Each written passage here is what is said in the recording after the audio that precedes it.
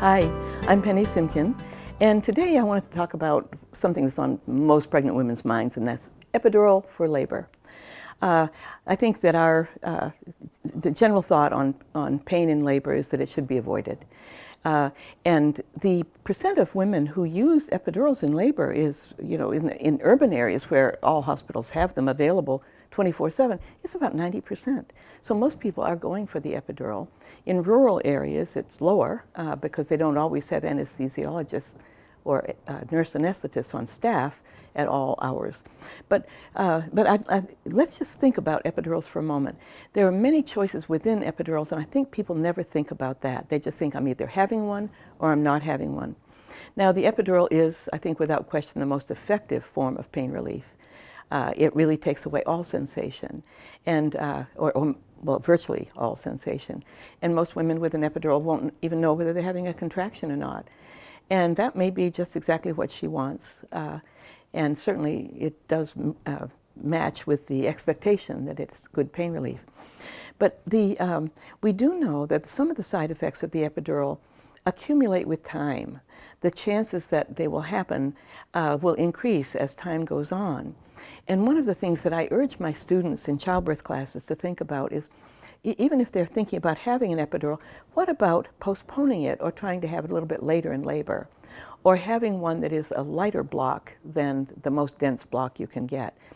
Most anesthesiologists, when they anticipate that a woman is going to have a vaginal birth, they will give a rather light block, which allows the woman to use her legs a little bit, and she can feel if someone is touching her leg, she knows it, that sort of thing. So that's a choice that is a very easily made one. You don't have to ask the anesthesiologist to try to lighten the epidural particularly. But delaying it, I'd like you to consider that, because one of the side effects that we know with epidurals is fever. Fever in the mother, which it's more likely to occur over a period of time. If the woman has the epidural in for 12 hours, she's more likely to have a fever than if it's only in for 6. That's the kind of thing I'm talking about. The longer it's in, the more likely she will have that side effect. Another one is the density of the epidural, how much it affects her ability to move. The longer it's in, the denser the block becomes, meaning that if it's only in for a few hours, she can still move her legs, but it's in for many hours, she may not be able to move because the medicine accumulates. Or the effects accumulate. So my advice would be to plan to learn self-help comfort measures. You're going to have to know those anyway, because if you start labor at home, you're going to have to deal with it until you can get to the hospital. And hospitals don't always want you to come in the moment you have a contraction. They want you to stay out for quite a while. So you need to know some things to do. If you can do that, then you can get into the hospital, you can continue using those, and then get an epidural later. And you can pat yourself on the back, knowing that you may have reduced the likelihood of that fever or the increased density. There also are other side effects that people argue about. I won't get into those, but if we can give you a good shot at having a nice normal vaginal birth, even with an epidural, you're doing yourself a great favor. Now, I wanted to mention, you thinking, well, what's so bad about fever?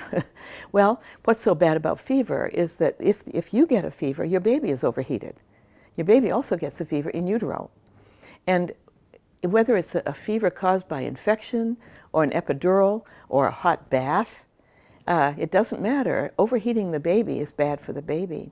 So if you could spare yourself and continue with breathing, relaxation techniques, cool cloths, massage, changing your position, often those things are going to keep it quite manageable for you for quite some time, if not the whole labor. And doing that for yourself is doing your baby a favor. If the baby gets a fever, the baby's going to have antibiotics. And that means, for many of you, it means separation. The baby will be in the nursery getting antibiotics while you're in your room. And it's harder to get started with breastfeeding. There are lots of ramifications of that.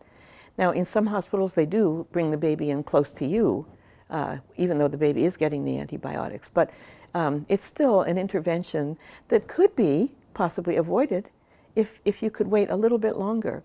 Learn some good comfort measures, get a good support team around you, your partner, a doula, who can help you so that you're not feeling helpless or panicked, or we don't want you suffering. Absolutely, we don't want you suffering. But you may find you can extend your ability to handle the pain for a longer period and do you and your baby and your labor all a favor. And good luck on that.